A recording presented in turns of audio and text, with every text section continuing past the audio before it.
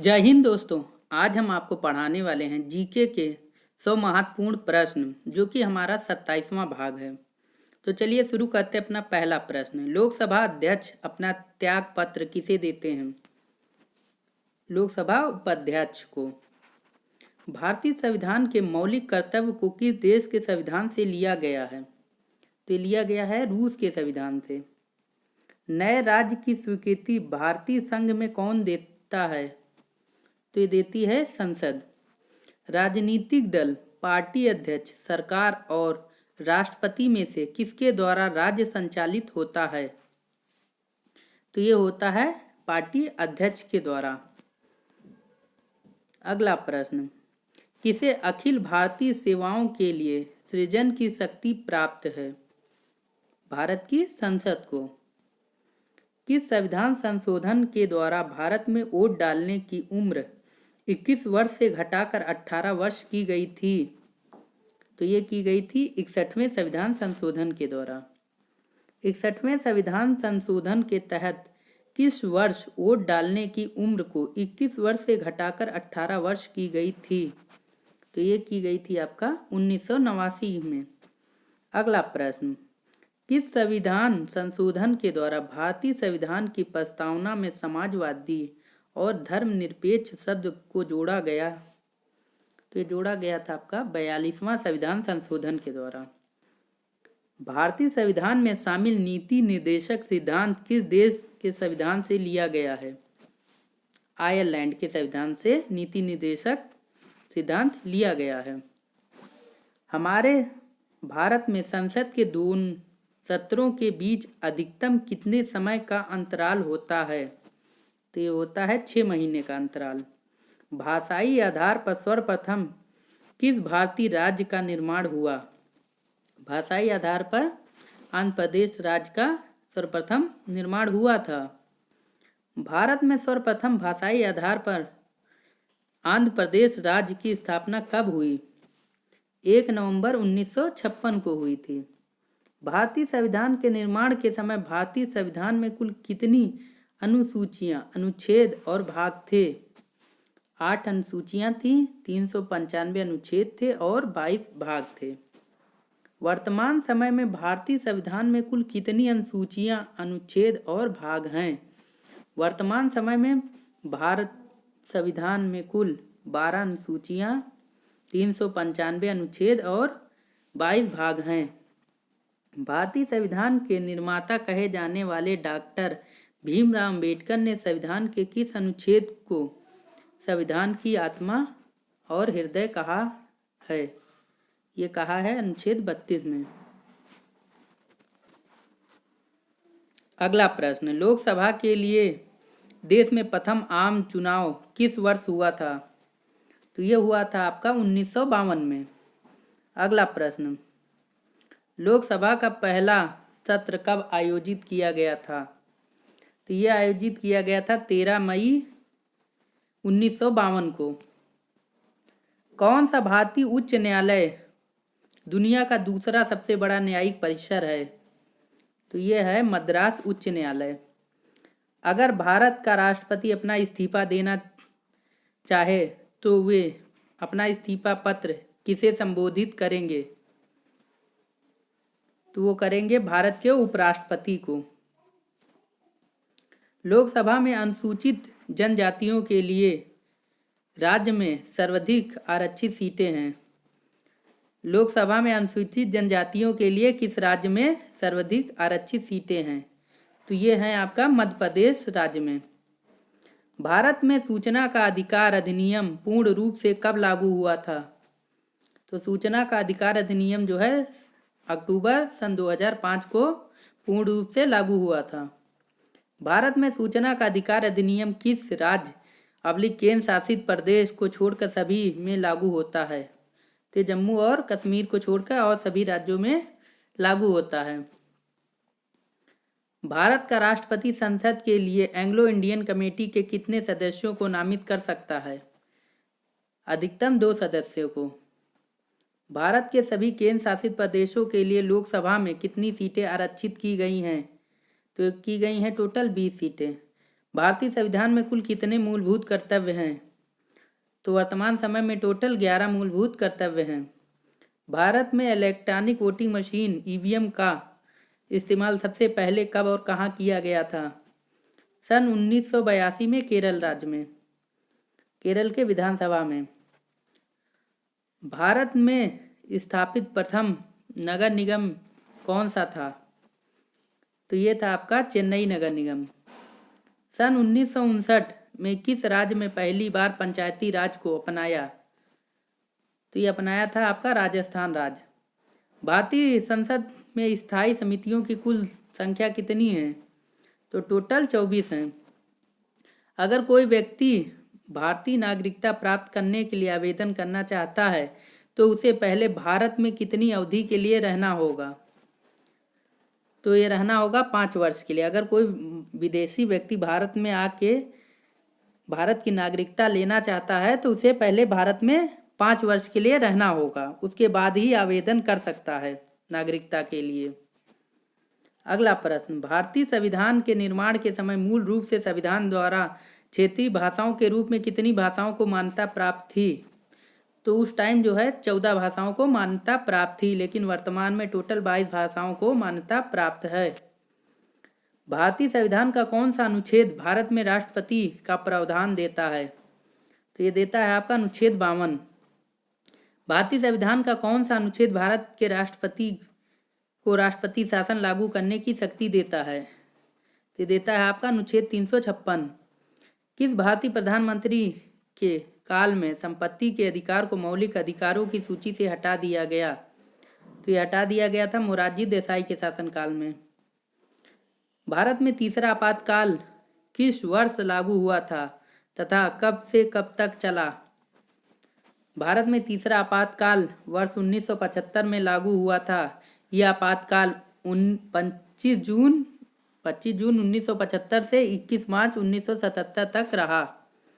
भारत में अब तक कितनी बार राष्ट्रीय आपातकाल लागू किया जा चुका है? तो अभी तक का 3 बार जो है आपातकाल लागू किया जा चुका है। भारत में प्रथम आपातकाल कब लागू हुआ था? भारत में प्रथम आपातकाल 26 अक्टूबर 1962 को भारत और चीन युद्ध के समय लागू हुआ था। भारत में पंचायती राज व्यवस्था के मध्यवर्ती स्तर को क्या कहा जाता है? तो कहा जाता है पंचायत समिति। भारत में पहली बार राष्ट्रपति शासन किस भारतीय राज्य में लगाया गया था? तो ये लगाया गया था आपका पंजाब राज्य में। भारत का राष्ट्रपति देश में वित्तीय आपातकाल लगा सकता है, इसका प्रावधान भारतीय संविधान के किस अनुच्छेद में है? अनुच्छेद 360 में। मौलिक अधिकारों के अंतर्गत भारतीय संविधान का कौन सा अनुच्छेद बच्चों के शोषण से संबंधित है? तो यह है अनुच्छेद 24 और अनुच्छेद 23 भी होता है। भारत के प्रथम स्पीकर कौन थे जिनके विरुद्ध भारतीय लोकसभा में अविश्वास प्रस्ताव लाया गया? जीवी मावलंकर के विरुद्ध जो है अविश्वास प्रस्ताव लाया गया था। ये भारत के प्रथम स्पीकर भी थे। भारत एक गणतंत्र देश है, इसका अर्थ क्या है? भारत में कोई भी वंशानुगत शासन नहीं है। भारत की संविधान सभा द्वारा भारत को एक संविधान देने का प्रस्ताव कब पारित किया गया था? 22 जनवरी 1947 को। किस मिशन के अंतर्गत भारतीय संविधान के निर्माण का प्रस्ताव बनाया गया था? तो बनाया गया था क्रिप्स मिशन के अंतर्गत। भारतीय संविधान सभा के प्रथम निर्वाचित अध्यक्ष कौन थे? तो ये थे आपके डॉक्टर राजेंद्र प्रसाद। संविधान सभा द्वारा भारत को संविधान देने का संकल्प कब स्वीकार किया गया था? 22 जनवरी 1947 को।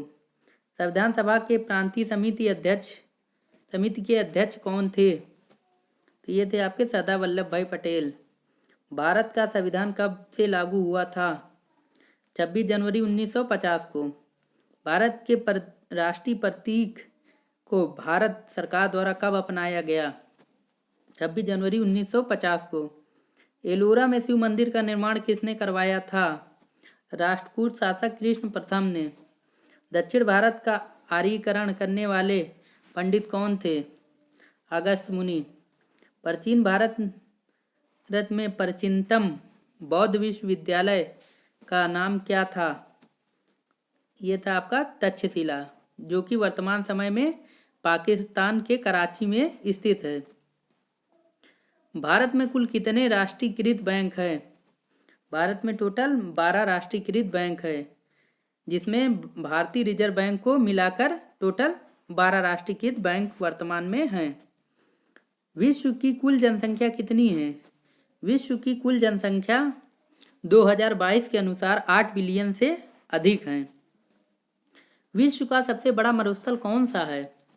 विश्व का सबसे बड़ा मरुस्थल सहारा मरुस्थल है। भारत में पंचायत राज प्रणाली की शुरुआत किस राज्य ने की थी? तो ये की थी आपका राजस्थान राज्य ने। यहाँ पे शुरुआत गलत लिखा है। अगला प्रश्न, भारत में विदेशी मुद्रा का संचालन किस अधिनियम से किया जाता है? विदेशी मुद्रा अधिनियम फेमा 1999 के तहत। मधुमक्खियों के प्रजनन एवं प्रबंधन को किस नाम से जाना जाता है? तो ये जाना जाता है एपीकल्चर के नाम से। कंप्यूटर का ब्रेन किसे कहा जाता है? कंप्यूटर का ब्रेन सीपीयू को कहा जाता है। भारत का सबसे स्वच्छ शहर कौन सा है? भारत का सबसे स्वच्छ शहर वर्तमान में इंदौर शहर है, जो कि पिछले 6 वर्षों से स्वच्छता के लिए इसे नामित किया जाता है हर साल। भारत के द्वारा छोड़े गए प्रथम उपग्रह का नाम क्या है? तो यह है आपका आर्यभट्ट। हिमालय दिवस के दिन मनाया जाता है। हिमालय दिवस 9 सितंबर को मनाया जाता है। भारतीय राष्ट्रीय कांग्रेस की प्रथम महिला अध्यक्ष का क्या नाम था? ये थी आपकी एनी बेसेंट। असेंबली में बम फोड़ने में भगत सिंह का साथ किसने दिया था? तो साथ दिया था आपका बटुकेश्वर दत्त ने। कोडांग का सूर्य मंदिर किस स्थान पर स्थित है? उड़ीसा राज्य में। चीनी क्रांति के नायक का क्या नाम था? सुनियात सेन। एक राष्ट्र एक नेता का नारा किसने दिया था? दिया था आपका हिटलर ने। नव जागरण की शुरुआत का श्रेय किस देश को जाता है? नव जागरण की शुरुआत का श्रेय इटली देश को जाता है। सौर मंडल में स्थित किस ग्रह को लाल ग्रह की संज्ञा दी गई है? मंगल ग्रह को। सूर्य से सबसे दूर कौन सा ग्रह चक्कर लगाता है? वरुण ग्रह। भारत में आपातकाल की घोषणा कितनी बार की गई है? टोटल 3 बार की गई है। राष्ट्रपति के द्वारा राज्यसभा में कितने सदस्यों को चयनित किया जा सकता है? टोटल 12 सदस्यों को। भारत रत्न पुरस्कार पर कौन सी आकृति बनी होती है? सूर्य की आकृति। महिलाओं को मत का अधिकार देने वाला प्रथम देश कौन सा है? तो यह है आपका न्यूजीलैंड। किस देश में सर्वप्रथम कागज का आविष्कार हुआ था? चीन देश में। विश्व में कौन सा व्यक्ति सबसे पहले अंतरिक्ष में गया था? Yuri Gagarin. भगवान महावीर का प्रथम शिष्य कौन था? जमाली, जो कि उनका दामाद था। जजिया कर लगाने वाले शासक का क्या नाम था? फिरोज शाह तुगलक। भारतीय सेना की उत्तरी कमान का मुख्यालय किस स्थान पर स्थित है? उधमपुर में। एशिया महाद्वीप पर दिया जाने वाला सबसे बड़ा पुरस्कार कौन सा है? यह है आपका रेमन मैगसेसे पुरस्कार। बैंकिंग प्रणाली में उपयोग होने वाले शब्द IMPS का पूरा नाम क्या है? Immediate payment service. दिल्ली का सबसे व्यस्त मेट्रो स्टेशन कौन सा है? Kashmiri gate metro station. महान कवि कबीरदास जी के गुरु का क्या नाम था? कबीरदास जी के गुरु का नाम था रामानंद। स्वामी विवेकानंद जी का मूल नाम क्या था? नरेंद्रनाथ दत्त। भारत में मीठे पानी की सबसे बड़ी प्राकृतिक झील कौन सी है?